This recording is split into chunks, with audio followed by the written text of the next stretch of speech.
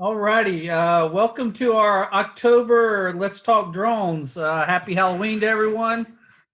Great seeing a few new faces, a lot of old faces. So we are hoping that this segment, which is we're trying to gear it towards our recreational pilots and what some of the challenges are when trying to transition from being recreational to commercial. So again, what we asked as part of our routine, if you've got questions, please yeah, put them in chat for us. We've got a small number of people today, so hopefully we can let you uh, join in locally. But if not, then just again put it in chat. We will monitor those questions and get them out there to whoever can answer it.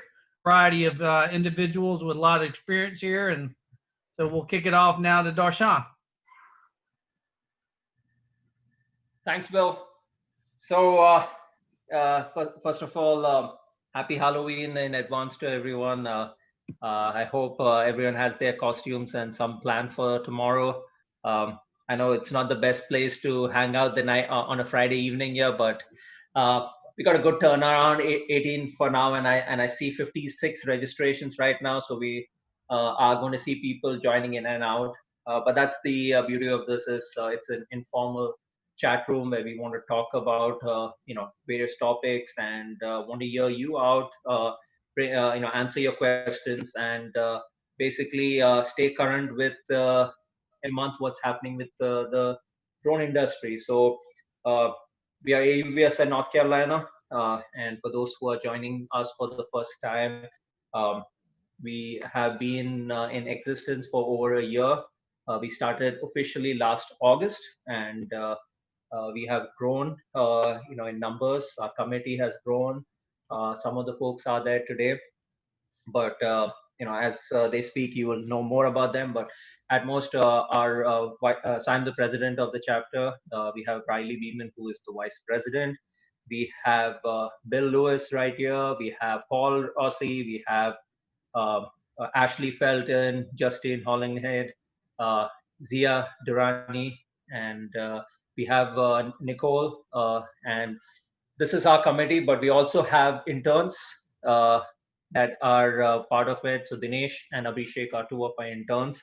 And we are always looking for people to join the committee. Really, initially we thought we are going to be limited to folks within the chapter that is within North Carolina, but Zia is from New York and he wants to be a part of the chapter. And that's the thing, it's the beauty of this is that you can be from any state and be a part of the committee. We are operating a lot of this virtually right now, but even if it's not virtual, once we are able to do in-person events, most of our initiatives will be virtual. This way, everyone gets an opportunity to learn. So if you've been part of our past workshops and webinars, then you know already what we do.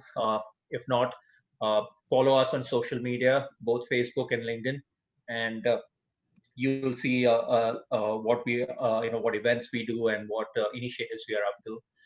We are here to listen to your ideas, your suggestions. If you see something you need, just reach out to us. We are pretty responsive with request. If you have a topic that needs to be addressed, educational wise, we will address that topic and bring in experts to have a workshop or a webinar, or even just bring the experts here on this chat room. And if you're new to this chat room, telling you it's basically an informal chat room. If you want to ask a question, you can post it, you can unmute, keep your camera on, talk to us. uh, if you feel something you haven't understood, ask us again. If you have something else to inform us about, this is the great platform for that. Uh, so let's kick it off with this October session and just recap on certain things that took place. So we just wrapped up with an event, Arizona Drone Fest and Education Expo. AUVS and North Carolina had partnered with that. And as the name says, Drone Fest and Education Expo, it's for recreational, commercial, public safety. So it's for everyone who wants to understand, and be current about the drone industry. a lot of events have been cancelled.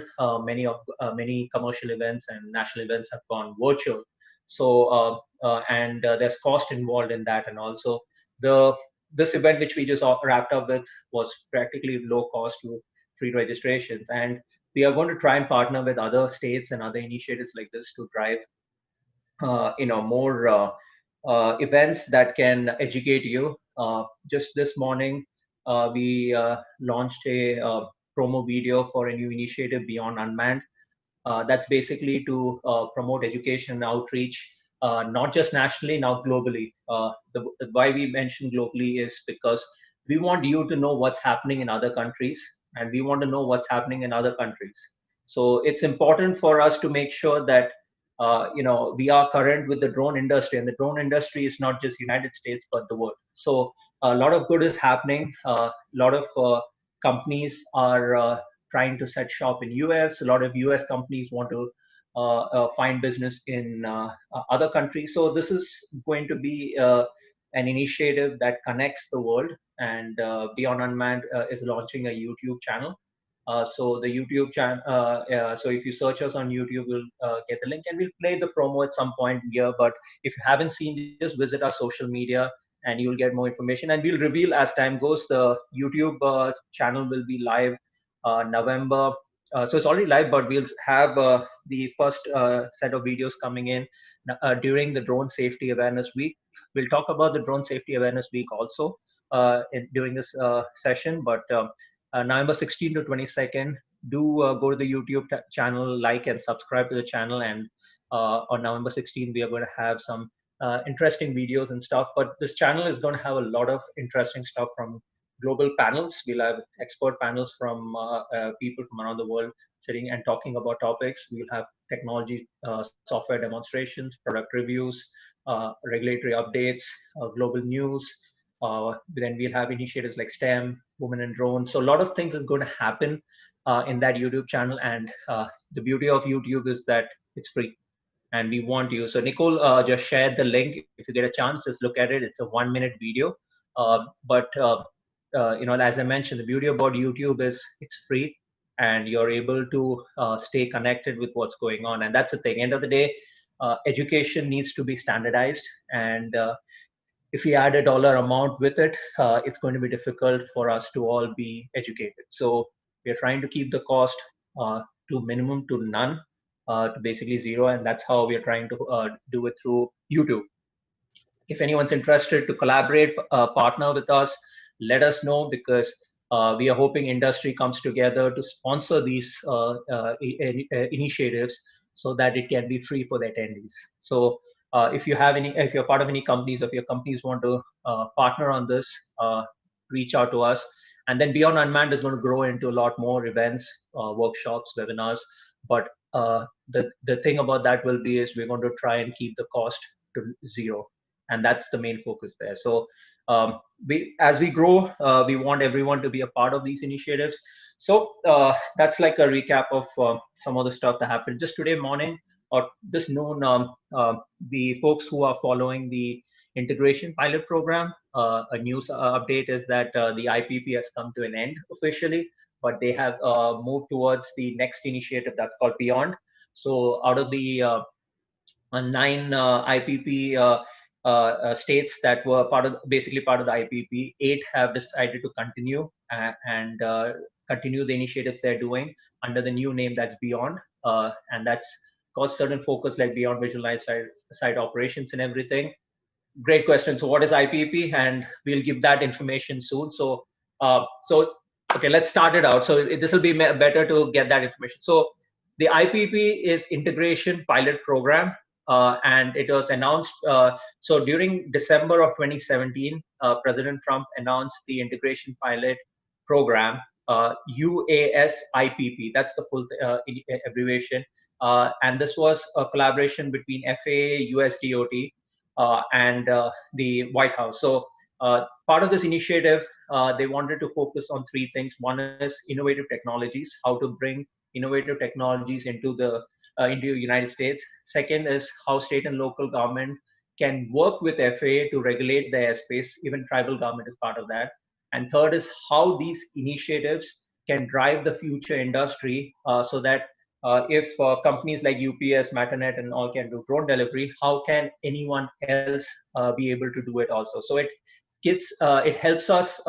They set the foundation by investing money into it, and it helps all of us in the future with Beyond Visual Light Sight waiver, how to get that, how to get your Part 135 waiver, and all those stuff. And so that's the integration pilot program. It was for 3 years. Out of 149 applications, 10 were selected, and out of that 10, only 9 remained. One dropped out. That's Florida. North Carolina is one of the 9, and under the initiative, we did drone delivery for medical drone delivery and standard drone delivery. Companies like Zipline, UPS, Flightrex, now even Volancy and all have been part of these initiatives. And we have done infrastructure inspection also. So most recently, if you have been looking at the Skydio bridge inspection one, BVLS one, that is also under the integration pilot program. So officially, the 3 years ended, I would say on Friday, that's today. But they have extended, they have created a new initiative around it called Beyond, which will help continue these initiatives. So, new companies can still drive, or the old companies can go beyond what standard operations they're doing. So if you're doing within line of sight drone delivery, you can do beyond visual line of sight drone delivery. So it started officially now, and out of the 9, only 8 have signed the Beyond new initiative under their phase. It's called Beyond.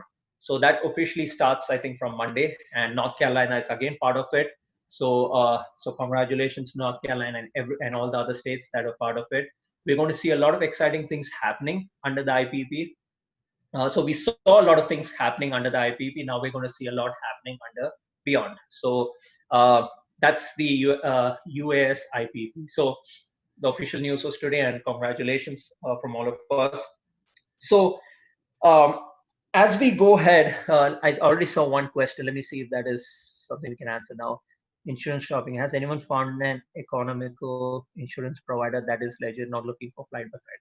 Okay, so this is a good question, and it's an important question. So for folks who are operating drones, especially, you may think it's just one drone. It's like you need to have more than 2 or 3 drones. No, even if you are operating one single drone and you have your Part 107, you're doing operations for commercial purposes, you need to have insurance, and it's an important thing.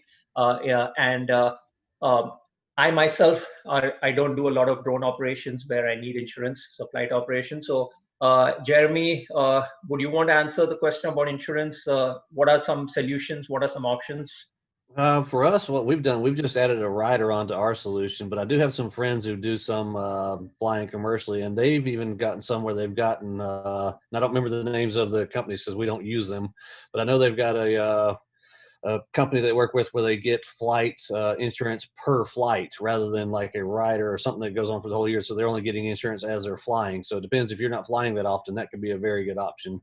But beyond that, I'd say just go ahead and talk with your regular insurance provider if you actually have a company, and then try and get a rider onto your regular insurance.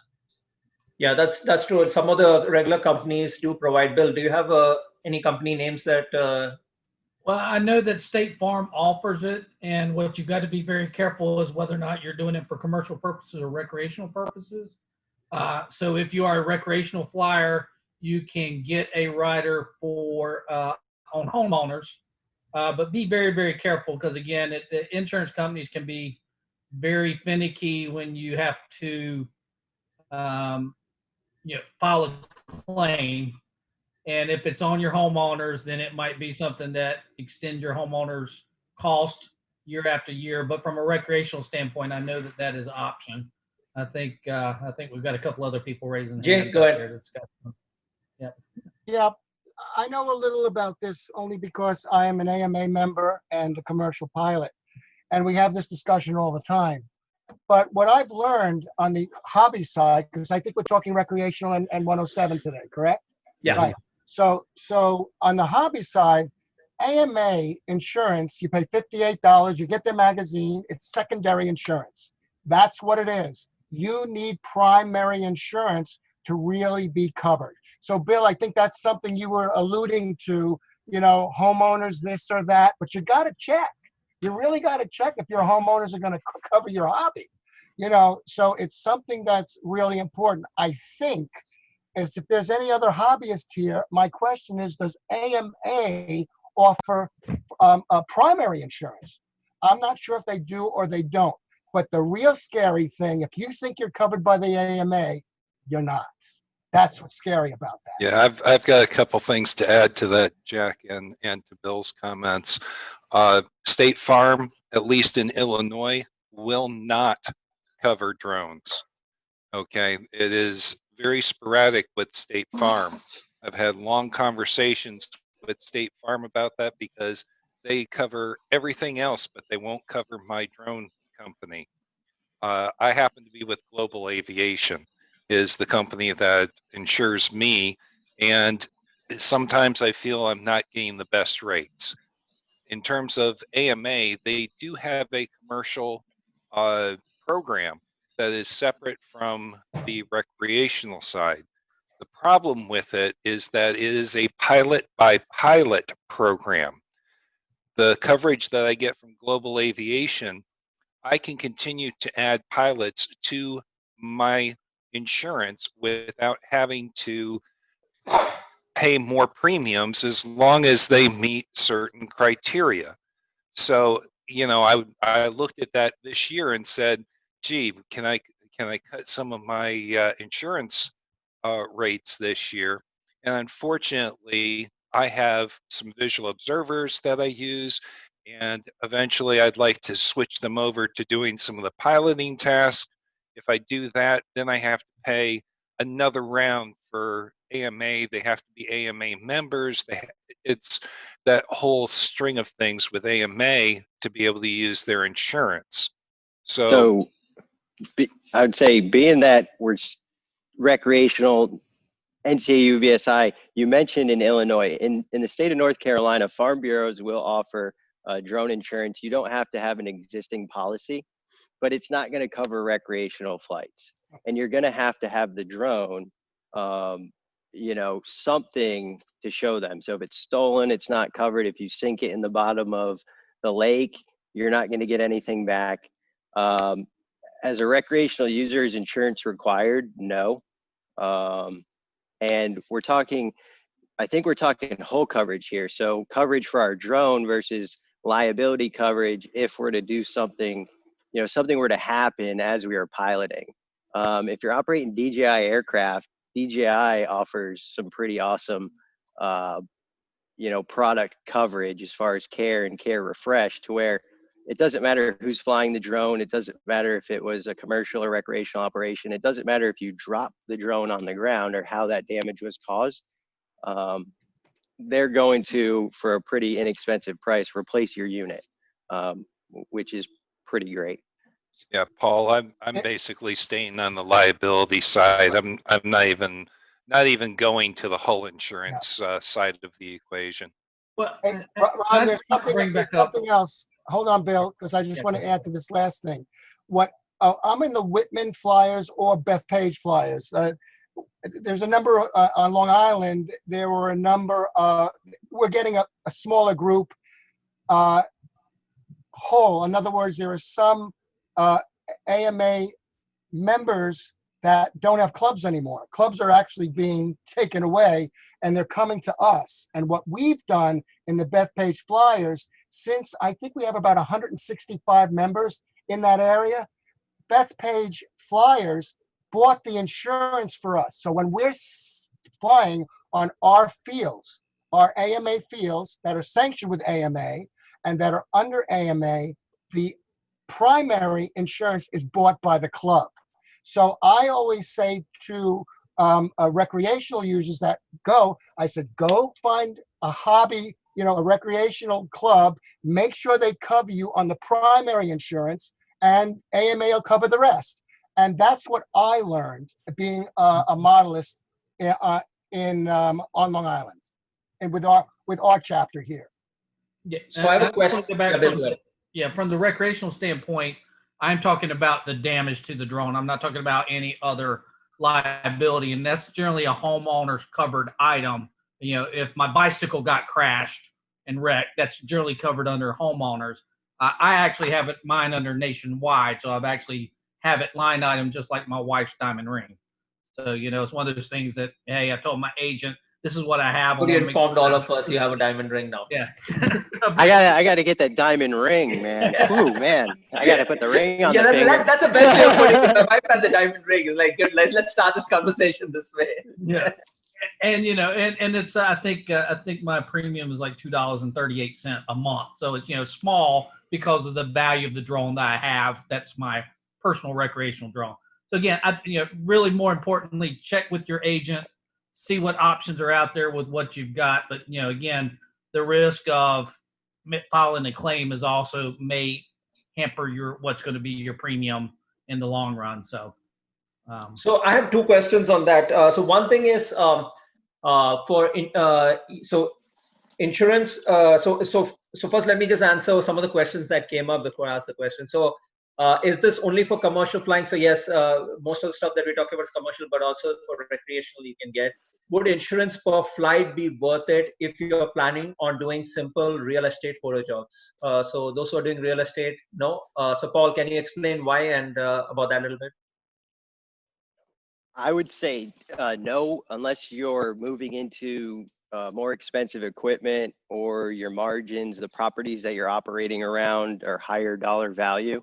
If you're going out into a residential area, you're following your Part 107 requirements as far as operating over people, moving vehicles, hindering any sorts of operations.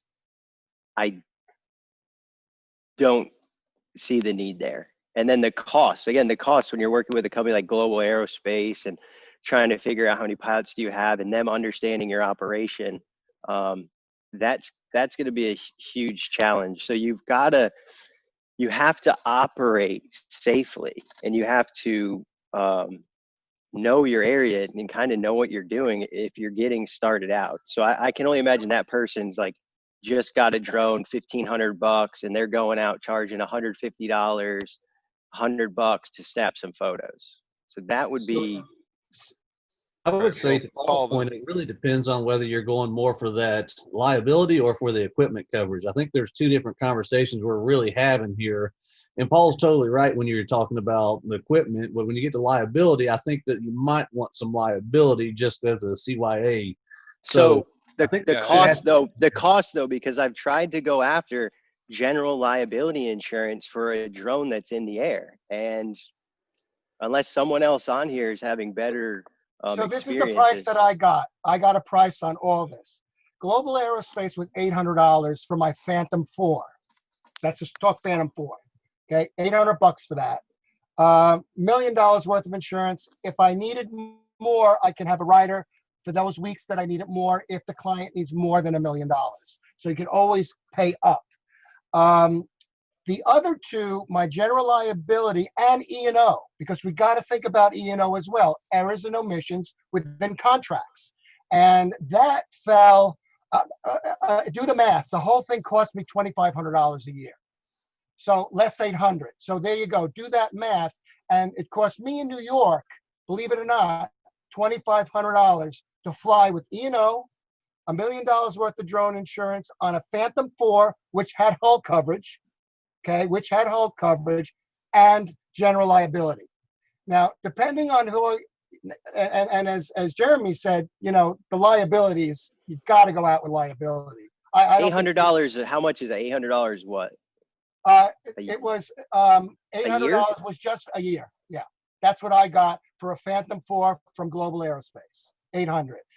Yep. Yeah, and guys, one of the things you have to consider is that the FAA is expecting that Part 107 pilots will have liability insurance. That's a given. They are expecting that we are going to have liability insurance. They don't care if we destroy our drones and we don't have insurance to cover the hull. But they do care.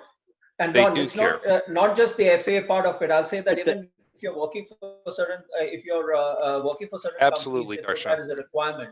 They will ask for your FAA Part 107 everything, but then they'll say, do you have your own insurance? Yep. And that's they won't even. I know there has been situations where companies have reached out to me and said that we just have to go and get an insurance because this company won't work without it. Yeah, And I'm like, exactly.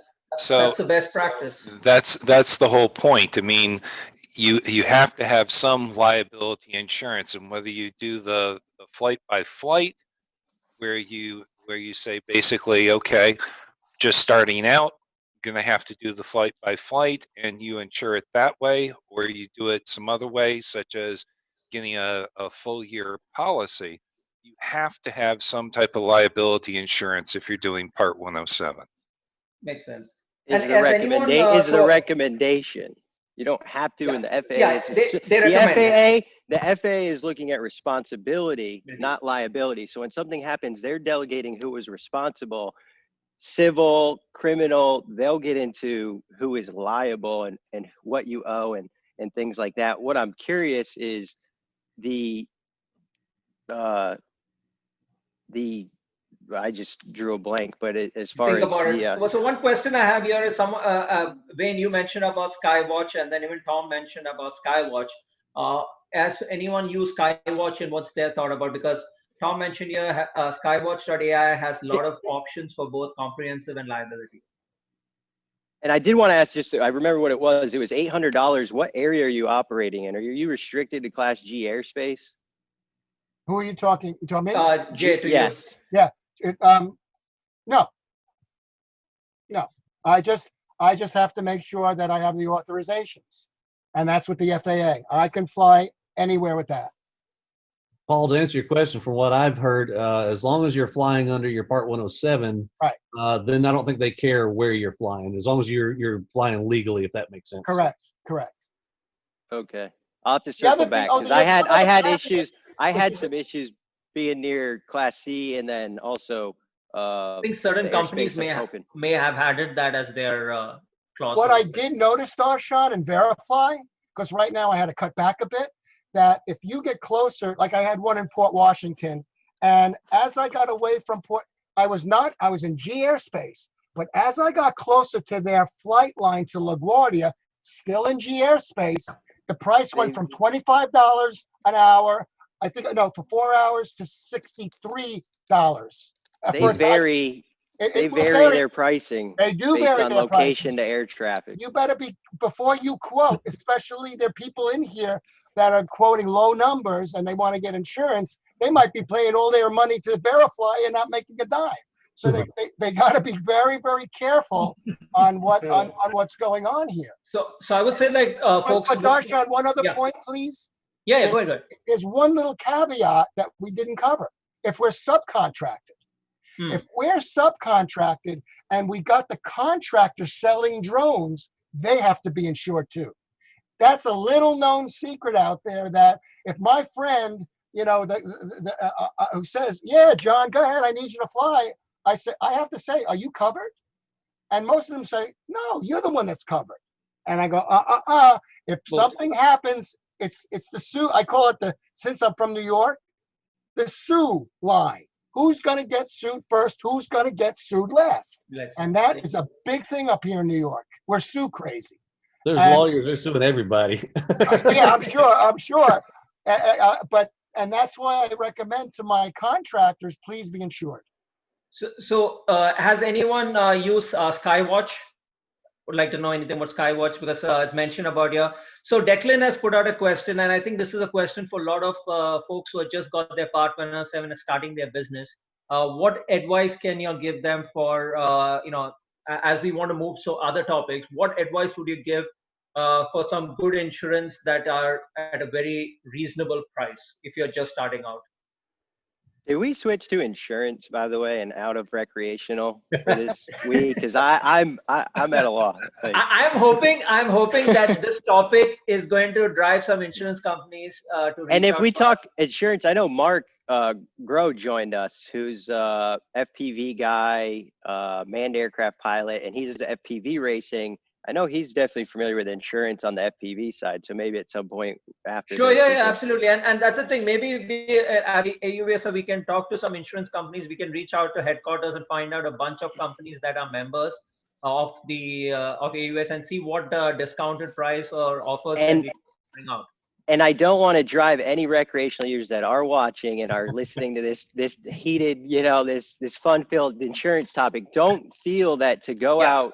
If you're in Fayetteville, North Carolina, you can go fly your drone for fun without having insurance. Yeah, just remember that end of the day, it's our responsibility as recreational pilots to fly responsibility in the airspace.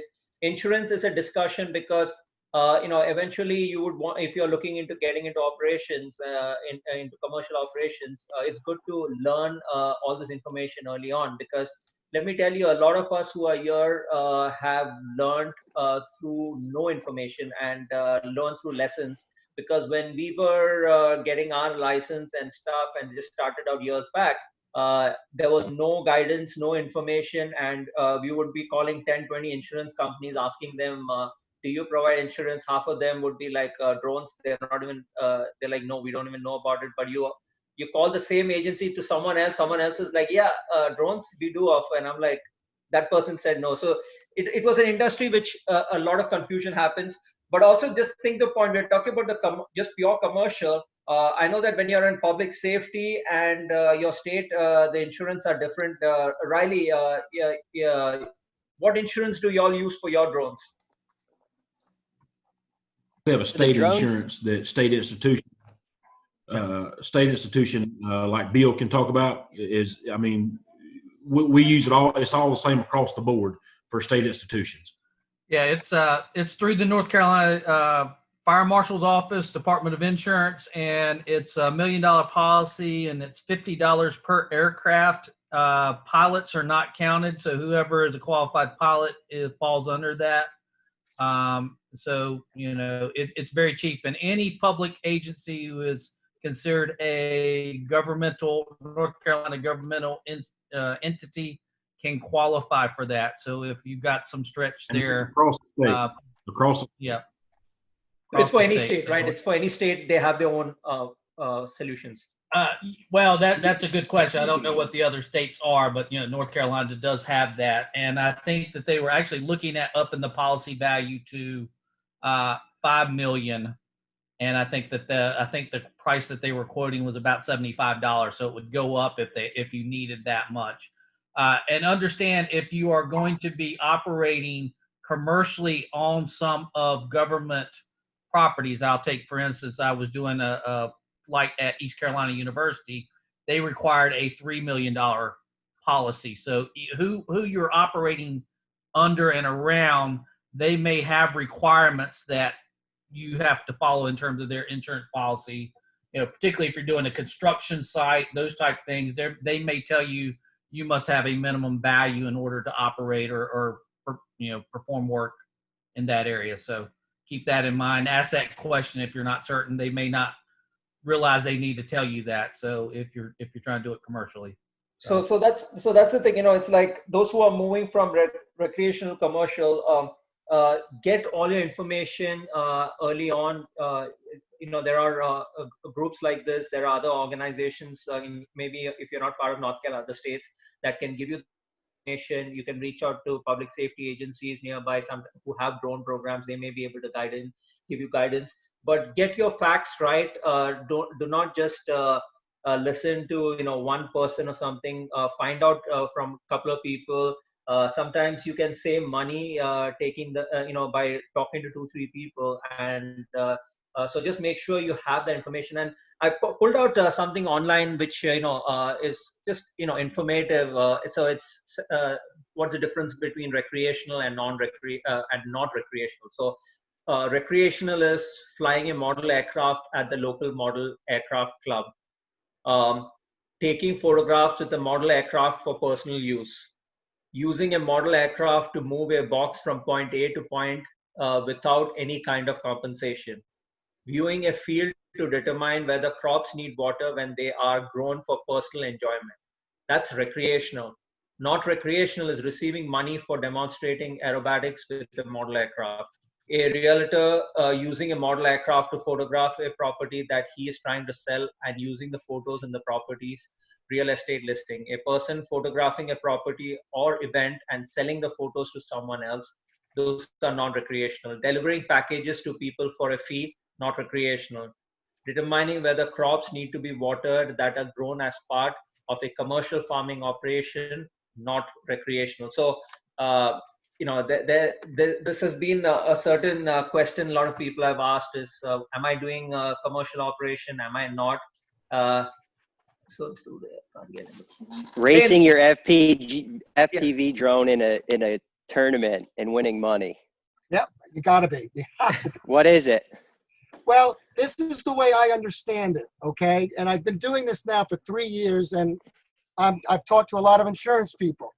And one of on the test, Darsha, you took your 107, right? Yeah. Yeah. Remember the question that said, if you receive football tickets from your friend to video, That is compensation. his home, is that commercial? Yes. And the answer is, yeah, it's commercial because it's valued. So Paul, I think if you're flying a drone under any circumstance and you get paid football tickets for your drone flying, okay, for any reason, I think that is under 107. Can anybody else chime into that? Mark, are you here? Well, yeah, I was going to chime in on that one a little bit, and I'm just going to go back and use just history on this one.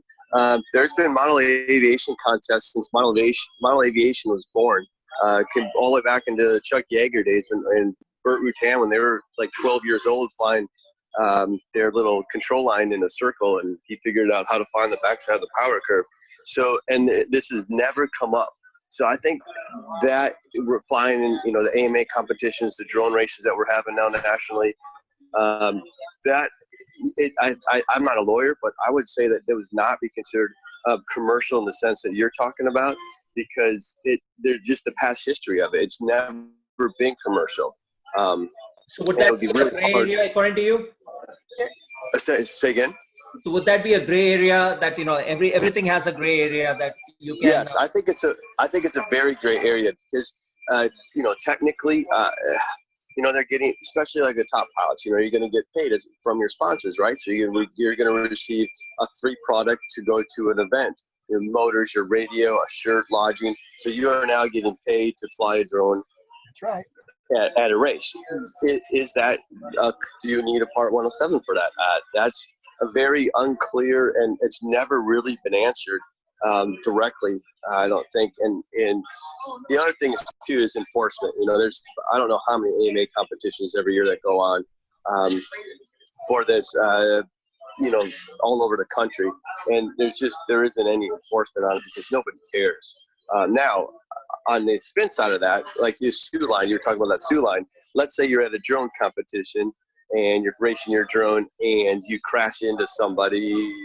I don't know. Maybe that might trigger the insurance company pull and say, hey, we're not paying for it because he didn't have his Part 107. He's not supposed to be a commercial pilot, whatever. I don't know on that part, but it's definitely a very gray area on that. I can make it even more gray area for you, Mark. I had a buddy who was flying just for fun, but he was at a recreational event, but he crashed his UAV or his fixed wing into somebody's yard, and the guy got upset, but he wasn't flying for a competition. He was just at the event. So it gets even more gray once you get into that aspect of it. So yeah, it just shows the grasp that the understanding of what the laws are and what they're actually applying to is very gray. I'm a pilot. I know the commercial definition for as a private pilot, you're cautioned heavily as soon as you get your license. Be very careful about what you fly and who pays you for what, because you don't want to get busted before you get your commercial rating. And that that's very clear. Any kind of compensation is considered it's a commercial investment. But then you go and you look at the IRS's definition of what is considered commercial and what is considered a hobby. And, they've got two vaguely different definitions of the same word. So, the FAA's got their version and the IRS has their version, what you have to declare. So it's just a lot of gray area. I think the real thing is the FAA is so short-staffed, and it's just this enforcement thing. Some of the stuff is so gray that it's not really going to be even tried out until it gets to a court, until something happens in the precedents. True. Well, But for now, you have to remember what the FAA stands. FAA is regulation. It's just strictly regulation. Yeah, They're they not don't gonna enforce. force anything. Unless you do something wrong and the inspector comes down, the local inspector comes down and says you did something wrong, that's when you got a problem with the FAA. As far Right, I as understand that because they're setting the guidelines in which you are to operate. And I can tell you for a fact, I'm pretty sure nobody that's going to the national championship in 2 weeks has their Part 107, at least for the top 10 pilots. I believe that. Wouldn't the You know- wouldn't the event cover that type of insurance? Well, yeah. I'm not for insurance purposes, but I'm saying The for your license. commercial, Yeah. the licensing, Yeah. and they're going to win money. I don't remember what it was. I think last year was 10 grand. So You brought up a really good point, and that is indeed a good, which we may have to just wait and see what happens to someone that does get into a court case in the future or something like that. That time will just pass by, and that's a really good point. Wayne, Hey, you're Mark, you might need to mute your microphone. Wayne, you're online, right? Well, Tom, hey, Darshan, Tom asked a question about real estate for a friend, and the answer to that, Tom, is you have to have your Part 107. Yes. If you're taking pictures for your real estate agent friend and giving them to them, and he's not giving you anything at all, and he's using them in order to promote his listing, that is commercial. Oh, commercial, right? So I'll even give a weird scenario that the FAA did in Baltimore last year. Storm comes through, your neighbor asks you to use your drone to see if he's lost shingles. That's a commercial application. Whether or not you get any benefit, they explicitly said that it is in the furtherance of economic advantage that you did that. And they consider that a Part 107. Now, are they going to bust you? No, I think that's a whole different story. But they are explicitly trying to demonstrate that any furtherance where there is a economic value to the act other than your enjoyment of flying, that's how they describe 107. So even if Yeah, you the did it on line your own need- property, I'm sorry. even if you did it on your own property on roof, If you did it on your property, that's your own use case, but your neighbor is how they explicitly gave the scenario. The line used to be drawn as if you were going to, if the flight was for your own fun, then it was recreational. If you did it because somebody else asked you to do it, that then broke that line of recreational versus commercial. And if you took some cool photo during that for fun flight, and then a month later, and I know Bill's gone over this with me, if you want to sell the photos a month later, can you sell them? Nope. Not unless you're commercial. Sure. So, Wayne, you're there, and if you can unmute and share some wisdom here. Good afternoon, everyone. You asked about the insurance, and I am using Skywatch, and I have a Matrice 200 with some payloads, a Z30, and also a Mavic 2 Dual Enterprise insured, full insurance, and also $500,000 liability. It's $133 a month, and I call it asset protection. You want to protect your assets. If you got assets, if you don't have assets, don't worry about it, right? You can't get blood out of a tournament. The second thing is Brian Heckel is the guy with the North Carolina Department of Insurance that insures state agencies. They don't insure high schools because they're not considered a state agency, more like county.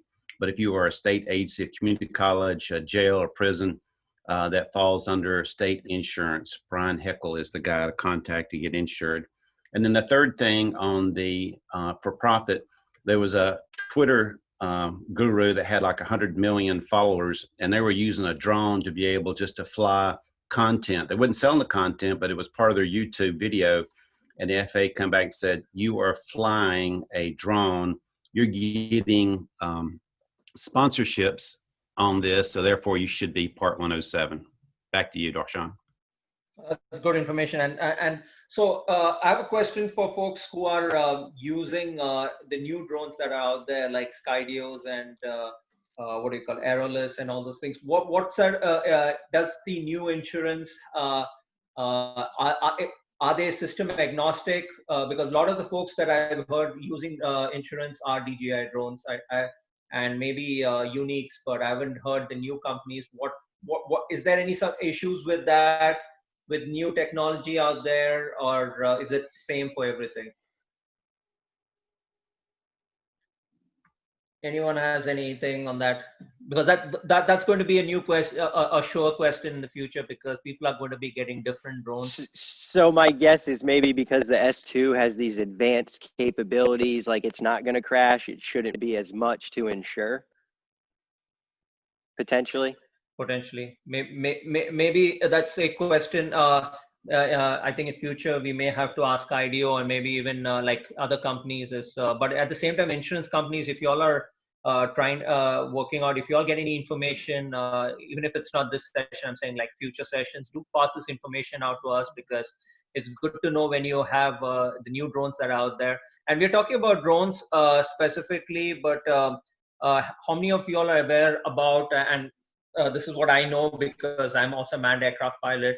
AOPA has got if you're an AOPA member and they have a service wherein they secure your license. So you can lose your license if you do something wrong, but with being a member of AOPA, you do have a benefit of protecting that license. So there's some feature there, and I'm forgetting now what it is exactly, but any AOPA member have any news about that? Ben, have you heard about that? If you're an AOPA member, your license is protected in some way? I have not. I joined because of $159. They give great content, but also they have legal service, aviation legal service that you can call upon. If you do have a crash and you got to do that report within 10 days, you can talk to them on how to submit that report, what to say, what not to say, to be able to help protect your license. But I don't know any. Yeah, I think that's what it is. It somewhere comes to the point that if you don't have that, you're on your own, while as AOPA lawyers are there to help you out in case you get in some trouble. And I think that is the feature, but I know AOPA offers something like that. I don't know about other organizations, but thanks for passing that information. What Wayne talking about is exactly right. They do have a lawyer on hand. If you have an accident, you can call that number. We've had pilots that have had accidents, both unmanned and manned aviation. They called that number as soon as the accident happened. They were talking to a lawyer within just seconds. They helped them out in everything, every aspect that they needed. It is a great service. Several of my pilots have that. They speak very, very highly of it. So good one, yeah. So those who are not aware about, just look through it. AOPA will help you keep your secure license. Paul has brought up a good thing which I was going to mention about right now. Is that okay? You mentioned about that. Okay, I was just going to mention about recreational pilots will be required to take a test soon, and FAA has not yet prepared that test. But the test is it's part of the FAA Reauthorization Act of 2018, which created a new requirement that recreational drone flyers had to pass a knowledge and safety test. So it functionally acts like a license, since you have to pass a test and you use evidence of passing the test to prove you're compliant with the recreation drone laws. Now, until that test is created, I'm just sharing with you all the circular that you're required to follow everything in that circular. Till that test is created by FAA, there is, I think I shared it with only, let me share it with everyone. So I've just shared it right now. Do save it and read more about it. But even recreational pilots will have to take a test. So if you are a recreational pilot and you have to take a test, better than that is to go take a Part 107 test and have. So what I heard, Darshan, from from the club's FAA representative, he said, because I'll tell you, especially the older club members were ready to quit when they heard this. It was like a mutiny on the field. And so our guy went and talked to the FAA, and he came back. He says, look, it's going to be a test. It's going to be common knowledge questions. It's going to be multiple choice that you can do at home on your computer. It's not going to be the 107 restrictives in your box with your hands tied behind your back. Should be free too. What's I'm that? pretty sure there's not going to be any cost associated with it. That is correct. That's what I was led to believe as well. So it's not going to be that hard for the recreational guy to keep his plane flying. And this is only for recreational. So don't get confused, folks. This is for recreational pilots. You have to do it, but recreational pilots or not, your aircraft has to be registered. And 0.55 to 55 pounds. So why is this important for a recreational pilot? Like, I think to let folks know, taking this 10-question test, printing this certificate, this permit out, and having this in your pocket when you're flying, why should we do that? I think public safety, law enforcement, they come up to you. They're just curious. They say, hey, what are you doing? Well, I've taken my NC DOT test, and I know what I'm doing. Your neighbor, recently we're doing a presentation for a couple community watch groups here in Fayetteville, because people have been seeing, community watch leaders have been watching drones fly at night, and they don't know what it is. They don't know if it's legal, if it's okay. So, your neighbor gets angry and comes running at you or calls the police on you. You pull out this piece of paper that says, look, I've taken an online exam put out by, and I said DOT, but the FAA. So this is a federal initiative here, and that's big for folks that are doing what they're supposed to. Sure, yeah. So as we are moving, I think this question came in the right time by Von Dell. So he asked a question, just curious, for those in the industry, how did you enter it from being a hobbyist? I'm starting to look into more specific coursework that would be beneficial for development. So my thing here is, what I'm going to do is, I know right here there are there's Riley, Paul, Wayne, who instruct Part 107. They're through community colleges and through their companies and stuff. Let me give each of them a good 3 to 5 minutes to just mention about what advice you would like to give for recreational pilots. What coursework exists? Maybe your academy runs it, your university, community college runs it. Or what other thing can you give guidance? They could be public safety, they could be commercial. So you can generalize. Riley, can you kick it off with more information about that? Sure. For me, Vaughn, I started in public safety several years ago, have always been in public safety, so hobbyists really intrigued me to begin with. We just are two different animals, and there's nothing wrong with that. And you ask a great question, is where do you learn from a hobbyist? And a lot of the guys that are on here that Darshan's talking about, Jeremy, Bill, Paul, Wayne, they're going to tell you there's just an abundant amount of classes and coursework and flight time and things that you can find for very reasonable fees. In North Carolina, we're very lucky to have the North Carolina Community College system, which I work for. We do all of our public safety classes tuition free, and we talk about that a lot on a lot of different levels. And then now the institutions, or the four-year institutions, the universities, are getting in, and they've been working on unmanned aviation as well. So there's a lot of different programs that you can do for that. If you don't want to do the community college in your area or university, if those are not options, and I'm not sure where you're from, there are all kinds of online options, great tutorials, how-tos, great workshops like this for AUVSI North Carolina. There are other chapters all over the place. Everybody is doing different things, and they're very affordable. The one thing that I will tell you is make sure that the instruction that you're finding, and I know my guys get tired of hearing me say this, just make sure that the instruction you're receiving is from people that are legitimate in the field. Jeremy that's on here is a SWAT guy. He's a SWAT bomb guy, especially a bomb guy.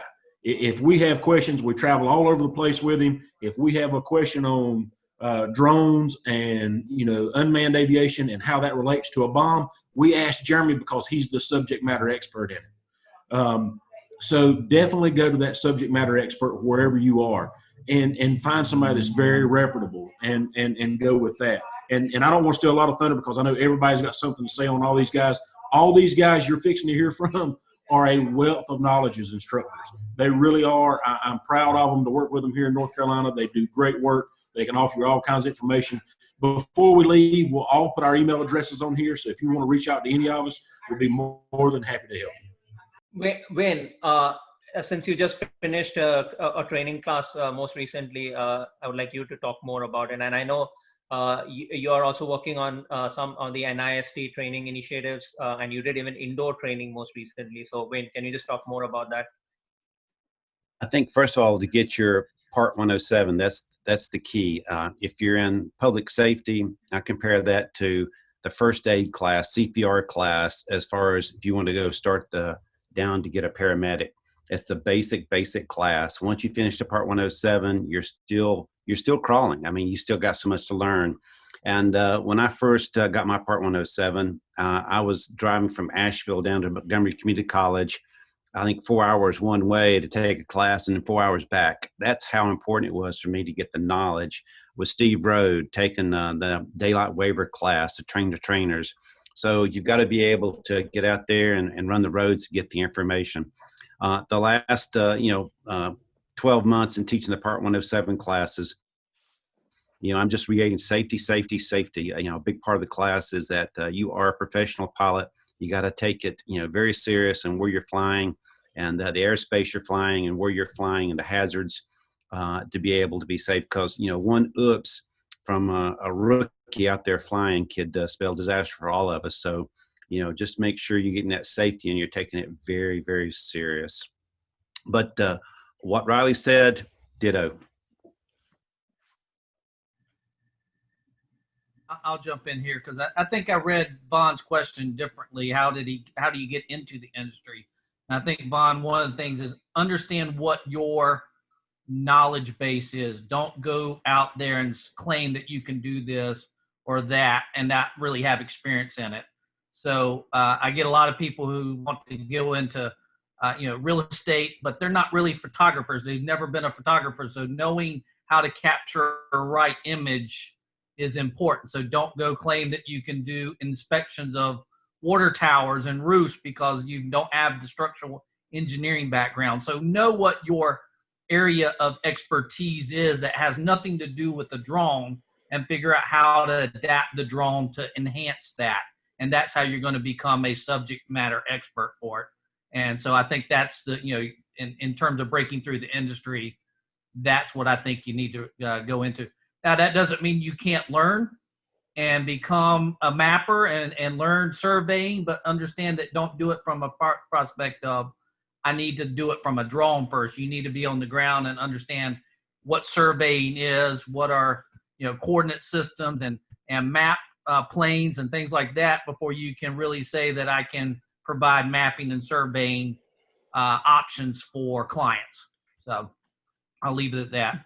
So Paul, so Paul is positioned, his background with, military and with his manned aviation, and also he's working on drone delivery and everything. So, Paul, that will be a good example to put out how you transition, but at the same time, how important is education and what courses is important in the long run, because a question came about self-study with instead of doing a coursework, doing self-study. How do you see all that?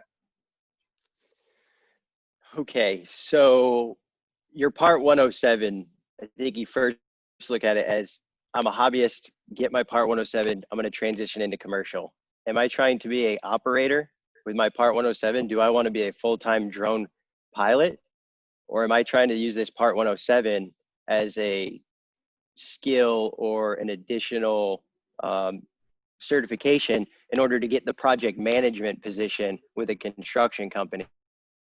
Because to get that job, you're going to have to not only bring the Part 107 because they might be looking for it, or that's the thing that's going to separate you from somebody else. You go to a position, project managers, you both have engineering degrees. You both have a background in construction site management. So it's like, hey, these guys are neck and neck.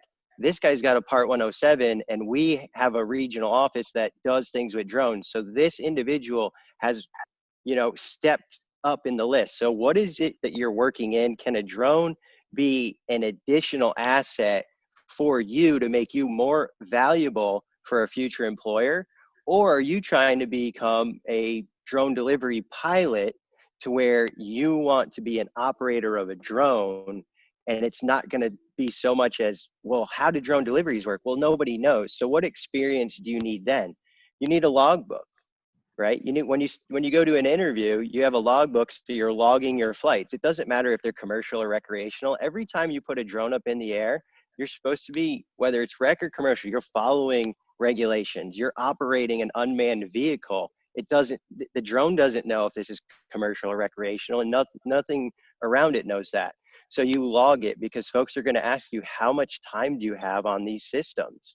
How aware are you and in tune to your surroundings? So to break into the industry, once you have the 107, if you're going as this solo, you're starting your side hustle, your side gig, we all want to do something, right? We get a drone because we want to do this, but you have to look in your network. Turn around and look at the folks that you already know and try to identify ways that a drone could support them. And that's where you're going to get your initial commercial experience. It's not about what you're doing, but it's about delivering. It's about planning. It's about accepting, putting out an invoice, sending out a quote, right? There's lots of other things associated with operating drones. But the courses, I'm not sure. I would say to folks, if you're in recreation, you need to become a part of the community. Welcome. We're all glad that you're on this webinar. You are a part of the North Carolina AUVSI family, and there's memberships, and we're doing lots to drive these initiatives. But you also have local companies in your area that put things on, and we're going to talk about some fly-ins after this. But become a part of your community. You're invited. This is your invitation. If you want to be in that industry, get in that industry. Nobody's going to put out a hand or write you a letter that says, hey, start learning. We have Christine Cox on here, and she has literally made the transition from a recreational pilot to a commercial pilot this year. So I don't know if maybe she could just share a little information, insight as what did she do? I don't know if you're still there, Christine. I saw you were on. I'd have to unmute. Darshan, I could, if she's not there, I could certainly share. Hey, she's Yeah, on. I'm here. Oh, there she Yeah. is. Okay. Hello, everybody. Hey, Christine. So I have a background in film and television, and I've been doing photography since I was about 10. And when drones came about, I wanted to take it another step further. So I taught myself how to fly, watched some YouTube classes, and got my license. And I happened to work for a company that builds in-ground swimming pools. So I started flying for them, taking care of social media stuff, and knew some realtors in the area, asked if I could, this was before I had my drone license. So I asked the real estate agents if I could take pictures of their houses for them, just to get some experience, whether they used them or not. So, that helped build networking. It helped build my confidence, and just went from there. So in doing drone work for the company that I work for, my name's getting out there for other construction companies. So it's just a networking thing, I think, is the most important thing. Thanks, Christina. And it's a tough industry overall, because there is a lot of people. But if you are skilled and you have special, additional qualifications, additional expertise, and again, because you don't have additional expertise doesn't mean you're not going to be successful in this industry. It is just that you need to be a learner also. You need to be able to learn, when you attend sessions like this, when you talk to people, you should be able to grasp what is right, what is wrong, and then work on it and stuff. So it's not that everyone who gets into this industry is going to get projects, is going to be able to be successful. There's a lot of work need to be put in. But when as Paul mentioned earlier, that if you're going on your own, there's a lot more work to be done. If you're joining a company or an organization, you already have that reputation to take you forward. I myself had started out in a university. When I had to get my Part 107, I was working for the university building their drone program, and So the university, that's NC State University, already had a reputation. So I think for me, it was that reputation that took me forward. And but I know that for folks who have to start from scratch, a lot of times you feel like you're lost. And that's the thing. And that's where Paul says you're part of the family, because we are all here at some point. We were lost, maybe not with the same question that you all had, but we have had our moment of confusion. And that is where we have, I think the group that you see here are folks who we have met along the way, who we have learned stuff from. And we have just been able to stay in contact ever since. And, as Riley had mentioned earlier, if you have questions related to something like bombs or blast technology, we talk to Jeremy. If, when drone delivery stuff comes up, I know Paul is doing a lot, Christine is doing stuff. So, they're the people who we would like to get guidance, because they are closest to that. Maybe I know about Part 135, I know about drone delivery, but I'm not the one who's actually in the field experiencing that. So that's the difference between knowing something and just hearing from a bunch of people that say, oh, we know everything about this. No, you need to be talking to people who are in the field. And Jeremy, he said bombs. He said bombs. He said, learn how to make bombs. Contact Jeremy. And Jeremy's phone's like, ding, ding, ding, ding. I'm sure he's trying to cover. He's like, that's a separate class for that. But no, what I would say, I mean, it's funny. You guys are cracking me up. But having all that said, my take on all this would be, and I'm not the greatest pilot in the world, so don't take it this way, but I've been flying for a long time. And I think one of the biggest things people need to do is actually be a good pilot. And whether you like it or not, some of you may not be, and you may never be a good pilot, like driving down the road. Some of people, they just suck. They're not going to be ever good at it. So there is a certain point of making sure that your actual practical skills of flying are actually going to be good enough to do the jobs, to get done what you're trying to do. So I would highly recommend getting with somebody. Like Paul said, we're spread out across the state. He's over there in Fayetteville, I'm over here in Asheville. And if you wanted to go out flying, I'm sure you can get with Paul, or you can get with me, or anybody in between, and we can find somebody who can train you and teach you to learn and get better at it. And I think, Jeremy, since you're here, a question that I have is, we have heard a lot about the DJI drones and people have used. You're an official vendor for micro drones, and that's a lot into surveying and stuff. So how does that work when people reach out to you when they want to purchase? Are they licensed surveyors, or are they Part 107 pilots, or are they working towards anything like that? Yeah, if we're getting that's a whole nother conversation we can get into. But yes, typically they are going to be surveyors. If you're doing anything that isn't remotely involved surveying, yes, you better cover CYE on that.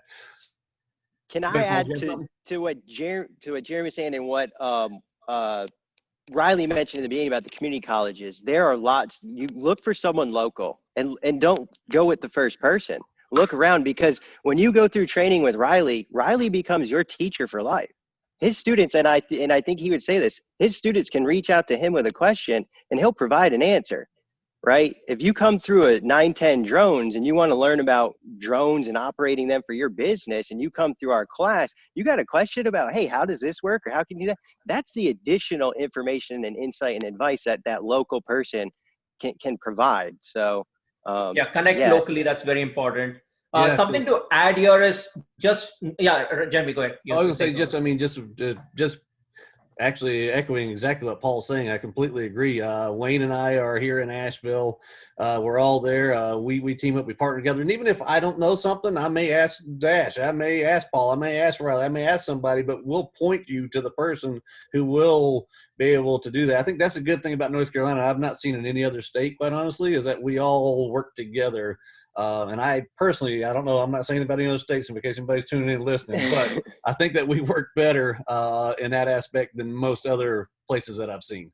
Now, we have traveled from one end of the state to another to support initiatives, or even to just join together to do some training and operations. So we have done all that in North Carolina. We know that it's easier to collaborate with others and do your training, do your education. And it saves money, and it builds a lot of knowledge and experience. So the other part, of a lot of times questions come up is like, okay, I got my part 107, and now what? Can I get into operations? Can I do this? Can I do that? So the question which came up earlier from I think it is Declan. What are some of the other classes you can take beyond your part 107? So that itself is an answer. You have to take something beyond part 107 to be in this industry and grow in this industry. Like I said, if you're doing on your own, then you have to take these classes and educate and additional certifications because you have no organization to support you. While as if you're part of organizations and companies, many times they pay for the training, additional training. Maybe they also have certain additional certifications that they would want you to take. So yes, you would like, if you're doing if you're stitching pictures together, like you're doing photogrammetry work, you're doing preparing 3D maps, or you're taking doing some sort of surveying operations, yes, you would want to use Pix4D, Agisoft. You want to get training on that. If you're just taking still images and videos, you may want to take training on the specific softwares that you can use to edit it. Then you have additional training, like you have FEMA training. You have where, if you want to be a part of public safety operations, you can do ICS training, FEMA training, and get that certifications. Community colleges have additional, not just your part 107, but they have additional classes also that they offer. They offer a lot of applications focus. NIST, it's mentioned a couple of times here. For those who don't know about the NIST, just do search about it. But NIST is an organization that that works on creating training standards and stuff. And one of their NIST training program, or I would say training initiative, is to fly drones responsibly and safely. So there is a whole link, and I think who shared the link? Ron did share the training video on how to build your NIST training center location. So there are these buckets where you have on a pole, and then you have things put in it where you fly closer and you are able to improve your flying skills. These are things that you do additional to your part 107. Your part 107 does not say you're a qualified pilot or anything. It just says that you have a license. But no one knows how good of a pilot you are. So for that, you need to provide additional certifications. I know AUVSI has got the tops, not just because we are AUVSI, we are going to promote it, but AUVSI is an international organization. So your certification is recognized. So top certification, there are levels. So either you can be a pilot who's top certified, or you can be an organization or company that can be a top certified. You can be an instructor, a top certified instructor, and certify others. So you have a bunch of resources. Community colleges are a wealth of resource and certification. So if you haven't reached out to your community college, no matter which state you are, just reach out to them, talk to them, and ask them if they have something for drone pilots. If they don't have, you may be able to drive that initiative for that community college. A lot of community colleges need that help. You could be able to provide that service to community colleges. I know that there are small business centers in community colleges that you can get work from. So look into that. But Wayne sent NIST prop introduction, a YouTube link. Look at all those things. So these are things which you need to get additional. Why is organizations required when signing up? Why is organization required when you sign up for AUVSI? Is this strictly for corporate? So AUVSI caters to commercial and public safety, but most of the revenue comes from commercial. A lot of the revenue comes from commercial. So they do cater a lot, or they feel that their money source comes from, because it's a non-profit. So first of all, AUVSI is a non-profit, so their funding comes from companies and organizations. So they do cater to companies, but they have benefits for non-profits, for public safety and individuals, even students. Like I think for students is what, $50 or something, and for public safety it's around that. If you are, and that's for the whole year, and then it's $150 for a for a Part 107, basically if you're an individual. But that is what the nonprofit organization makes money from. And chapters like us do get, like when we start a chapter, we get $1,000 from them. There are monthly competitions that chapters take part where we get some additional funding. So our source of income, we are also a nonprofit, so our source of income also is influenced by sponsorship and everything. So that is where AUVSI, you don't have to be a part of a corporation or you can be an individual and be a member of AUVSI. The only thing is, once you become a member, you have an option to choose which chapter you want to be affiliated with. So you can be affiliated with AUVSI North Carolina. Is there a fee to join this group? So let me make it clear, we don't charge personally anything.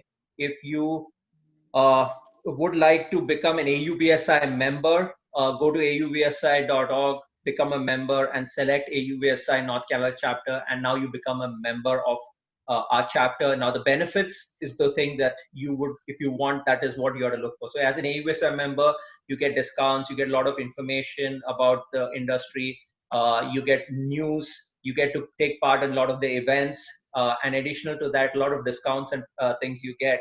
Now to be a part of these initiatives, we don't charge. So I'm not going to tell anyone, or none of our committee members are going to say that if you're not a member, you shouldn't be a part of this. No. What we are providing is free for everyone. But end of the day, we are also a nonprofit. We want to drive a lot of initiatives. So some of the initiatives we are doing right now is a student ambassador program, donate a drone program. And I'll mention to you about these initiatives. I would like to get your input about it, but that is what we try to fund and everything. So we are all here voluntary. So we don't expect you to become a member to just be on these sessions. But I would say there is more benefits if you are a member. And you will realize, if you just go to auvsi.org, you'll see what it is. And AUVSI is a organization that is, I said, worldwide recognized, and it's connected with FAA, NASA, and all those things. So AUVSI does have a lot of influence overall in this industry. So that would be your reason to be a part of the AUVSI. Other chapters may have different agendas. Let me say that they may say that you need to be, some of the chapters will say that only if you're a member, you'll be able to attend these sessions or be a part of events, but that's not us. So a lot of other chapter folks from other states are members of our chapter. And there are different prices. Like I said, there's 150, 50, there's different rates depending on who you are and stuff. If you still want to be a part of it, there's some things which you remember. If your organization, so say, take for example, North Carolina Department of Transportation is a member, all the people who work for North Carolina DOT is automatically, they get free membership because their organization has paid for it. Similarly, if you're part of North Carolina State University, and North Carolina State University is a member, now you as a student can reach out to your university and find out under who's the main lead for the organization, and add your name. It's free again. So if you're part of any organization that is already a member, you don't have to pay additional. You just have to be a part of it. So that's and a lot of other great things happen in AUVSI. So take your time and look at it. And if you have any questions, reach out to us. But we don't want to go deep and dive into those things. Some of the other stuff that we would like to talk about is when you transition, and this is a very important thing you have to remember, and I mentioned this slightly back also, is that as you transition from recreational to commercial, make sure you have all the information that you need. Do not rely on one source. Remember, when you buy your drones, that's one of the other things. Don't buy your drones before you have a real use case or you have identified what you want. If you want to practice training and stuff, buy drones that are cheaper in price and can help you out with your training part. But don't go and buy just because you have $2,000, $3,000 or $5,000, $10,000. Just go and buy the most expensive one. Expensive drones don't get you business It's how you use the drone and what data you're able to generate that gets you business. So somebody might tell you, go buy a $20,000 drone and you're guaranteed to get business. There's nothing like that. That use case is important. You may be in a state or a city, or you may be in a locality where you may be the only drone pilot, and you may have a lot of business just having a small Mavic with you. You may get a lot of business because you're the only one who's in that neighborhood. But you may be in a neighborhood where everyone is a drone pilot. Now, you're not going, even if you buy a $20,000 drone, you're not going to get any business because you have too much to compete against. So do not buy technology based on what people tell you. Do your review, do your check, read about it. All the reviews about drones are available right now. So read through it. Folks like Bill, Paul, Riley, and Jeremy, I'm sure everyone here, they own drones. Reach out to them, message them, say, I'm interested in buying this specific one. Can you tell me something more about it? Maybe they know people who may end up giving you discounts also. So remember that, when you're longer in this industry, you may have a lot more information rather than someone who just gets their latest Part 107. Now, coming to taking the examination and everything, it's important to study for the test. There are a lot of solutions. Let me tell you, there's a lot of quick fix solutions wherein you can, someone might tell you, hey, download the study guide and you'll pass the test. There are lots of those resources that will let you pass within 2 days of studying, even 1 day of studying. But it's not going to help you in the long run. If you are serious about being in this business, then you want to make sure that you know everything in this business, and that is flying responsibly in the national airspace. So there's weather, there's airspace, there is safety, there is human factors. There's a lot of stuff that you have to go through. Folks like Wayne, Bill, Paul, and everyone, they are not doing this just because they enjoy it or something. They are really serious about education. They want to make sure that you're a successful pilot in the long run. There aren't flight schools like, if you're a manned aircraft pilot, there are a lot of flight schools that can be proud and say that, hey, we graduated 100 pilots who are working for these airlines. No. Right now, your flight schools are folks like Bill, Wayne, Riley, Paul, and everyone. They are the ones who are your flight schools. So find out what is the nearest to your state, your city, or wherever you are positioned. Reach out to them. Do a double check on if this person who's teaching is just got his Part 107 in the last few months, and he's like, okay, I'm going to just teach you how to do this because I passed the test. I got a 90, so I can get you may just pass with one mark, like 71, or you may be 99. That still does not give you the quality of the pilot you are. It is nothing to do. That's just how good you can memorize stuff. Paul, go ahead. Darshan, that's what I wanted to say too, is that we've got folks that are talking about, I want to make this my job. I want to go into this as a career so that if I have this, people are going to pay me money. So when you're looking into training, ask yourself, what are you going to invest in yourself? Because initially that's what you need, a Part 107 in a drone. So like, what is it that you're willing to put in, and what do you expect to get back out of a $150 class online? Can you get your 107 through it? Yeah. But what value are you looking to get other than just a certificate? Right. The other thing you need to figure out, guys, is when you become a Part 107 is what differentiates you. Because, everybody can take a drone up and can take a picture. But what actually differentiates you from the 20 other guys that can go up and take a picture? What's your business, basically? Are you an aerial photographer? Are you a photographer? There's lots of them out there. Right. But if you're a photographer, what makes you special? What makes you different? Okay. That's really the driving thing. And what is your business case for this? Because again, there's a lot of guys that jump in and say, I got a drone, I got my Part 107, people are going to come flocking to me, and that just doesn't happen. You need to flock to them and find the business and find your niche and do all of these different things. A 107 in a drone isn't the solution. A 107 in a drone is the start to providing. Exactly. And you a have to solution. identify applications, use cases that will, that you can shine in the industry. There's so many use cases, that a lot of people have not even got into. Just think about, I don't know, I would guarantee you 90% of the people have not even heard about underwater vegetation mapping using a drone, because we have done it when I was part of Department of Transportation. I have done that operations, and it is environmental operations. So you could be working for an environmental organization and maybe able to provide them those solutions. You'd operate from a boat and stuff. So these are some things that exist. Here's the secret. How did 910 drones start?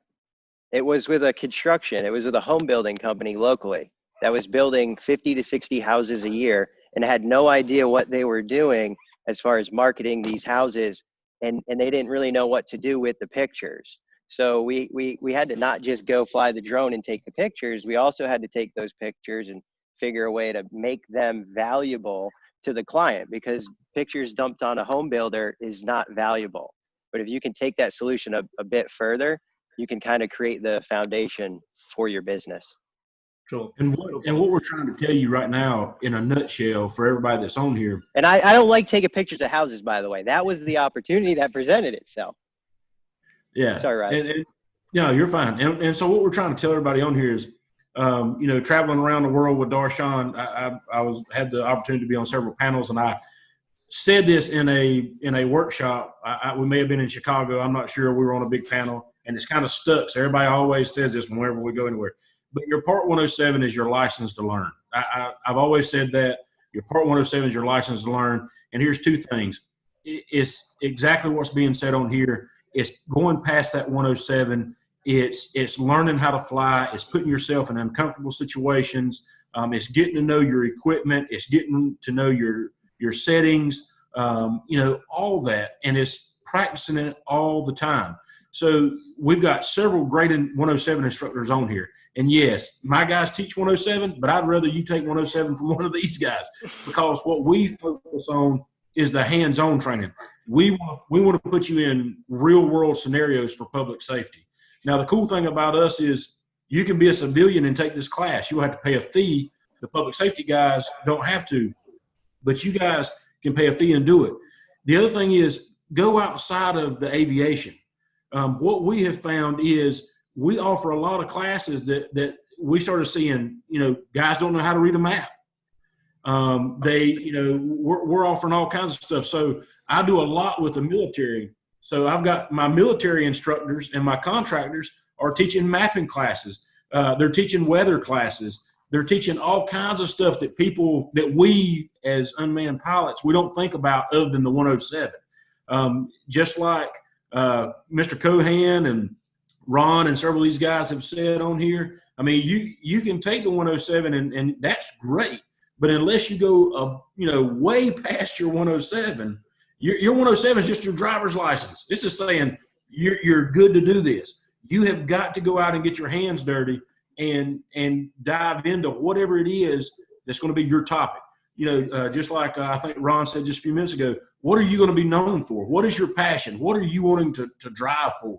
And that's where you just got to learn everything you can, read as much as possible, listen to all these guys. And the one thing, guys, I will tell you, and I've told Darshan numerous times, is to stay humble. No matter how long you've been in this field, you do not know it all. I'm telling you, racers teach me something every day. It's not something I do, but we bring them out in every workshop that we do. A lot of times we'll bring them out in every scenario that we'll do. At the end, we'll bring out a couple of my instructors that do racing. And these guys, everybody's like, oh man, I didn't even think about that. That's insane. We learn from each other. And as soon as you cut that humble switch off and you think you know everything, you're nobody. You're nobody, because nobody wants to work with you. Nobody wants to deal with you because they see you think you know it all. So Darshan will tell you, I have built where I am now because everything that Paul says, I take and listen to everything he says. Everything that a racer or a hobbyist may say, I listen to everything they say, because I'm not the alpha and omega when it comes to unmanned aviation. I need all of you guys to be on my team. So all I can say is just be humble, let's learn from each other and continue to grow. That's all we can do. Very true. What Riley mentioned is a very important thing. There's no school, no academy, no training center will tell you that this industry, if you're humble, you can go a long way. And it doesn't even sound right. It doesn't even fit into the Part 107 or anything. But that is what is important, because this industry is growing. Once you identify yourself as an expert and you feel you know everything, you are going to have roadblocks. But if you are ready to learn, at no matter whatever level you are, you can grow further. You be part of teams, and then that's how we have all formed teams, and we have done really well in our life. But one of the things, as we move on, we would like to mention about gentleman Tom just message. I don't know if he's still on, but he sent a message before he left that so he's joined this webinar from New Mexico. So that's really far, and we are happy that you're part of it. So he said wanted to pass a message is that I'm a Part 107 pilot and a volunteer FAA safety representative. Since I have to jump off the call in about 10 minutes, if you have time, can you mention and encourage everyone to not only participate in the FAA Safety Week, that's November 16 to 22nd, but to consider becoming one of their FAA safety team reps. This is a great way to learn about safety for free and encourage like-minded pilots to keep current. Thank you for sponsoring and facilitating this webinar. So I'm sharing this link with you all. Do visit it. But this is something it's useful to become, you can be an FAA safety rep, especially if you would like to educate people. This is a great place. And if you want to learn more, this is a great way to be a part of the community. Some of the other initiatives I wanted to highlight it's part of the AUVSI initiative, and I would love to hear your thoughts and if any other ideas also. So just 2 weeks back, we announced a couple of new initiatives, one of which is the Student Ambassador Program. That is, we want to drive education, the drone education among our future workforce. Our future workforce are kids from school, community colleges, universities that are going to get into the industry. So the Student Ambassador Program is what will help drive that. So in North Carolina, we are starting out with, maybe you're in those other states where you all want to do similar initiatives. This could be a good way to collaborate. But every university, community college, school that is doing work with drones or education, we can have a student ambassador to be our voice, and we can be their guide, their guide basically. We can give them information, we can get them involved in such initiatives. We can organize small workshops, webinars in those schools and colleges to basically them, so that when they get into the drone industry, they are much more prepared than us. We are learning. They should be already experts when they get into the industry. So that's one of the initiatives we are working on. Second is Donate a Drone program. So basically, if you have drones that you're not using, no matter whatever working condition it is, you can send it to us. We'll send you the information very soon. It'll be up on our social media and everything. Riley is the point person for that initiative. So the main thing in there is, no matter whatever working condition your drone is, send it to us. If you're not using it, we will see if if the drone is good for a public safety agency and it's in great working condition that a public safety agency can use it. We will hand it out to them. If it's still in a good condition but it's not beneficial to public safety agencies, we will provide it to student organizations and part of the Student Ambassador Program. So we will provide them with drones for experience, for education. So that's the plan. Is I had I had drones which I didn't use, so I gave it a. Everyone has drones that when you buy new drones, what are you going to do with the old ones? It's, if you keep it, that's fine. You would want to keep it as a moment, as a mem in your wall, that's fine. But just think it can help someone start up a business. It can someone's some public safety agency. So we will be providing more information. Riley is going to be a point person for that. So stay and watch, follow our social media. The third initiative is to drive more women into drones, to take leadership roles, to be drone pilots. So it starts at all levels. From schools, we need to motivate more women to get into the drone industry. Ashley is going to be the point person for that. And our main focus there is to, see what is required to bring that knowledge, bring that awareness. In our organization itself, we have 3 women who are leading initiatives. So that's the type of initiatives. A lot of times the drone industry is seen as a male-dominated industry. So we are hoping that we can change that.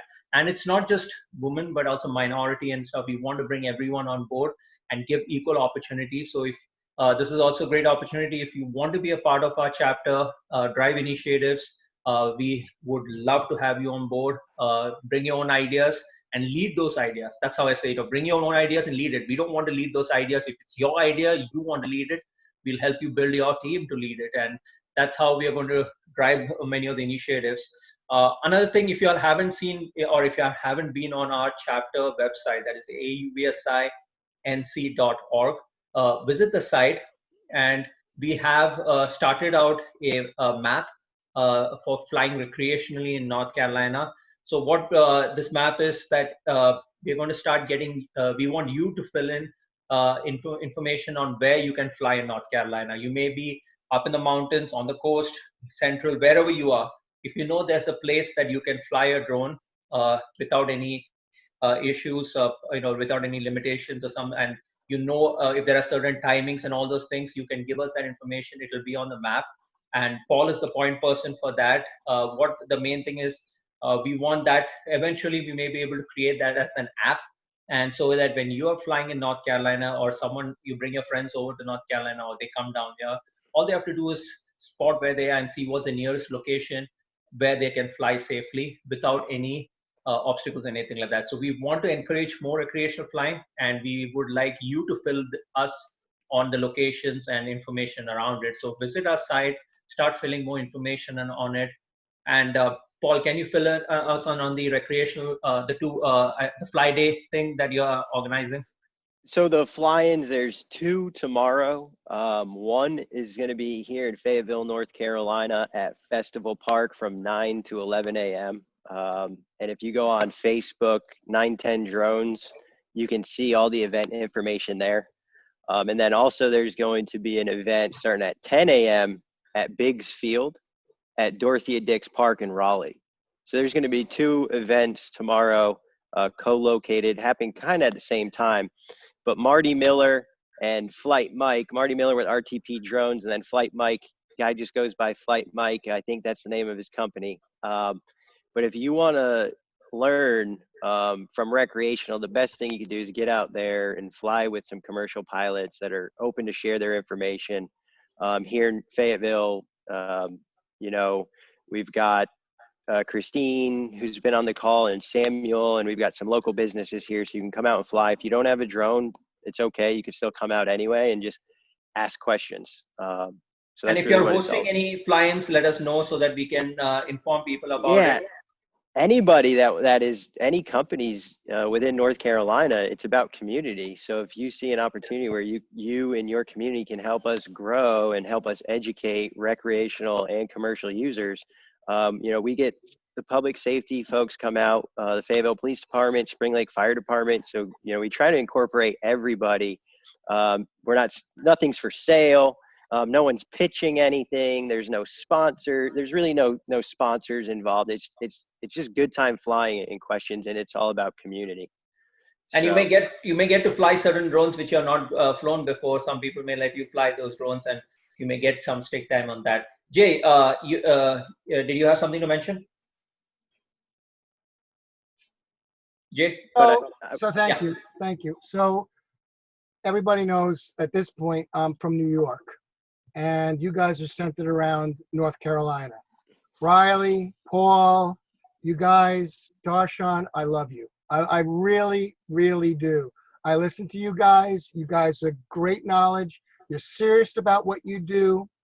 The people who are serious about drones in New York are upstate. They're at between Syracuse and Fort Drum, and that's New Air. And I don't have that luxury to go up there. I don't. Okay, I'm on Long Island. It's a long trip. I'm invited to go up there and visit their facility, but that's about it at this point. I do take this very seriously, and that's why I keep coming back. So I am joining as a member, okay, as a pilot, and I think that's how you get in for no charge. Is that true? How can we work together? Sure. You know, So my I'm from, my consortium, right? Get together with your consortium. We got New York and North Carolina working together. How do I want to talk about you guys. So go, help me with that. I just want to say you can tell from my accent, I'm not born and raised in North Carolina. Born and raised in Connecticut, Foxwoods, Mohegan Suns, man. Yeah. Those are my hangout spots. But yeah, I'm motivated by you. It's people like you that motivate me to continue to push and promote education. So there's definitely things that can happen, and if it's through AUVSI or it's through connecting and helping with guidance. Well, what is happening, and I just like to mention this, I'm going to need some help. I think, Darshan, you might have remembered I said something in the earlier times that I have a client that wants to move cargo. Okay. Well, I ran into him the other day, and his first question, he said, "John, are you still into drones?" That's his first question to me. I said, "Yes, I am." He says, "Well, I mentioned you to my investors. So here it comes." So this is the way I see this, and I just like just a quick thing with you guys. I'm looking for a little guidance here. I'm going to suggest that we start 107 line of sight. We get everything working under 107. Okay, we know we got to go line of sight. I got to get permits in Huntington, right here in Huntington, to even do drones. I get all the permitting. I've done that. His insurance, I can help him with all that. When I start bridging that gap to 135, because that's going to have to happen, okay? And I know these investors are not going to invest in building drones, okay? What his business is, he has I'll tell you what it is. He has a ferry that goes from Long Island to Connecticut, Paul. He's got a ferry, and it transports goods back and forth. And there are some ports of call that he can't get into with his big ferry. From there, he wants to launch his drones by ferry to the dock where he can't get in. So very much so, it's line of sight in the beginning, but I know that's going to go farther, and it will have to go farther for him to be successful. One of the things that I think it was Alfonso Darshan. Remember Alfonso? He was the FAA guy. Do I have him right? Yeah. He basically opened up his door, right, to us, and you know, and that's a connection I'd like to cultivate with us here. He was great information. Do you agree? And you're a phone call away from him. So I do have now a client moving and looking for my expertise.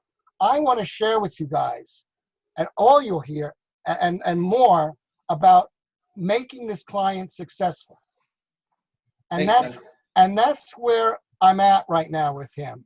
And Paul is working with Flightrex and with drone delivery and everything. He'll be a great resource because you may be able to talk to him, and he may be able to even communicate with Flightrex and get more information. But you know, these are companies who have, like Flightrex, Zipline, UPS. These are the companies that have gone through the barriers, have broken those barriers, and created opportunity, and let everyone dream that okay, we can, all of us can do this. So that is where these companies have invested time, money. So there's a lot of information out there which is not readily available because they just don't go around talking at every event. But this is where when you know people who are connected with these organizations, will be able to assist you. And also Paul would be your point person to get more information about this, and whatever else we can provide from AUVSI North Carolina, we are glad to. We are not limited to North Carolina, because we know that if we start making boundaries for education, then this is going to be the same problem that we were facing in 2014, 2015, 2016. That is, everyone was doing their own bit. Now, if we are good in something, let's make sure that everyone knows about it. And that is where whatever knowledge or connections or anything we can provide, we will provide. And rest of the thing is, you just need to talk to people who are getting their feet wet into those type of operations. So Paul, anything to add on that? Yeah, I would say there's a very thin line right now where you can do deliveries under Part 107, but it's not feasible, right? It's not scalable. It's not economic. It just, you can't really do it. Yeah, we lost him.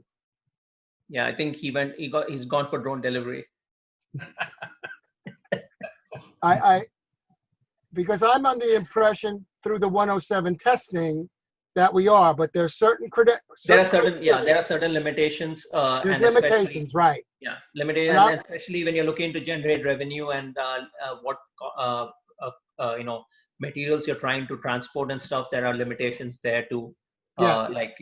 So there's a lot of those things. And Paul, I think he's dropped his information there. You can always reach out to him directly. But we are 10 minutes in to the end of the session, so I just want to make sure everyone who's in here has an opportunity to just mention anything they have, what they learned from here. They can just post it, or they can come up, unmute and just talk about it. We just want to make sure that if this session was informative, if there's something else that they're looking for. I know that this one session cannot help you completely, but I think it can at least guide you in the right direction. So that's our main focus here, is to start creating more such initiatives. Next month is the FAA Drone Safety Awareness Week, and it's November 16 to 22nd. I'm going to drop the link for you all to see about the Drone Safety Awareness Week. So the Drone Safety Awareness Week started last year, and it became successful because nationally, various agencies and organizations used to do specific initiatives and focus events. So check this link out. During the Drone Safety Awareness Week, AUSI and Airavat are putting together the Beyond Unmanned YouTube page that's coming out. We're trying to bring education and knowledge within 15 minutes. We're trying to give you that 15 minutes that you need. I know everyone's busy and we don't want to take more than 15 minutes of your time to give you that knowledge. So we're trying to get those topics that you see during the Drone Safety Awareness Week brought to you in 15 minutes. So, but there are other organizations doing a lot more. Visit that site and you can see everything that's going on. There's a lot of events. Some may be paid, some may be unpaid. We may also be doing a workshop next month, focusing on the Drone Safety Awareness Week and everything. So be sure to join our LinkedIn and Facebook page. If you haven't joined, please do. We will be updating you on the next webinar and workshop. If you have any ideas on this session, what you would like to see next time, let us know, because many of the topics that we have created is not for our personal interest. We have created because someone in one of these type of sessions have reached out and said, can you do a workshop or webinar focused on that? So let us know what you're interested, and we'll create a free workshop for you all. All our sessions are free. So if there is anyone limited topic class, I guess. So Bill has posted some questions. You can see those, but anyone has anything to add? We have time, a couple of minutes. So I don't want to call anyone up because that'll make you all uncomfortable. So Wayne Bailey. Darshan, Wayne Bailey, is that I'm really promoting Drone Safety Awareness Week to the high schools. There's probably about 40 or 50 high schools that are currently working with drones. So I definitely want to use what we come up here to be able to promote to them. And also I want to make sure that we take care of public safety as well. I'm sure we all agree is that there's a growing number out there for public safety. So anything that we can put toward that audience to be able to capture them, and also for them to become a member of this organization, I think would be great. Absolutely. That's the thing. We will provide those things. So Gapster, we will, Nicole, can you provide the Facebook and LinkedIn links if you have it? Paul, you're saying something? Are you wiping your lens? Or are you? I was saying one thing, definitely throw out, never mind. I'm going to connect with Riley, but I got cut off there, and we can connect. I think it's John, right, offline. Yeah. But no, I told them you went for drone delivery, so don't worry. Yeah, well, what I want people to know, and especially anyone that watches this recording later on when we talk recreation and commercial, is that, Flytrex, Causey Unmanned Aviation, they launched this operation here in Fayetteville, North Carolina, and we've hired, not counting myself, 4 pilots. So we've got 4 pilots that are in Cumberland County that at the beginning of this year, if you had asked them, do you think you'll be doing drone deliveries? They probably would have said no, because they probably wouldn't have thought it would have been here. So it's like, I didn't know this was going to come here, but since then, and me connecting with these people, it's position yourself, get a 107. Why? Because in a year, the amount of jobs that are going to be available, from drone delivery to real estate opportunities in construction and in schools, like that's what you're positioning yourself for. So it's not necessarily like I'm getting this so I can get this now. You never know, what could take place. How many people have a Walmart nearby? It's about the future. True. Anyone Paul, else has can you- anything to add? Yeah, Paul, Jay. Paul, can you send me your phone number? I want to talk to you next week. I want to call you. Can you send me your phone number, please, Paul? Sure. Thanks. I want to mention one source for the group here that I find very valuable in learning 107. Darshan or anybody else, has anybody heard of Jason Schappert of remote101.com? I have. Yes, great resource. That's a good resource. Bill, is there I got a thumbs up from Riley. Is that a thumbs up? Yeah. That's how I look at them. The thumbs are coming up. This is how I transitioned from recreation. Okay, I got around my drums is aircraft, Darshan. That's what I've got around my drums. Here's the Cub. There's all kinds of stuff going on here. So what I want to do is really say to all the people who want to do this is just get in it. Join groups like this and get the knowledge you can. And from this, you could be really coming across, get the right education, take the time, be passionate about it. You could still fly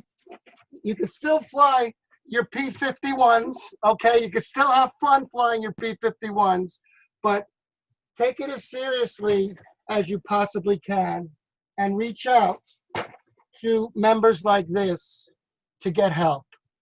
And it's invaluable. And even beyond them, to their connections as well. So that's all I got to say about AUVSI. I just joined. Thank you very much. And we have now a 60 minutes music by Jacob, and who's going to play the drums for us for the next 60 minutes. I was going to say bongos, Wait a minute. bongos.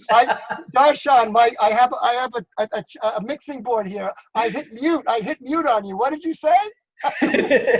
I'm saying next 60 minutes you're going to play a live concert, the Halloween special. Maybe one day. Yeah, we're taking donations. We are taking donations. Call us. No, but we are up for the hour, and we have 3 minutes. But if not, we can just wrap it up for the day. I wish everyone a happy Halloween. As I mentioned, do join our social media. Keep us posted. Post a comment about how you like these sessions. Post about any ideas, any suggestions you have. Just remember that you have someone who you can rely on, and that is us. We have helped a lot of people, and we continue to do so because we love what we do. And folks like Jay, we see them every session because it's not just because it's free, it's because they know the importance of knowledge. And again, do not put a dollar value just because there are it's like thousands of dollars. That means it's good information. It doesn't have anything to do with the dollar value. But at the same time, I'm not saying that there isn't good information out there at a cost. If you can spend, please do. And support companies, support those initiatives. But if you don't have, rely on us. We may not be able to provide all that information, but we will try and provide you as much as we can. Paul, do you want to drop any? You have already dropped your email link, right? So if you have any questions about the flying tomorrow, just do shoot an email to Paul and find out more about it.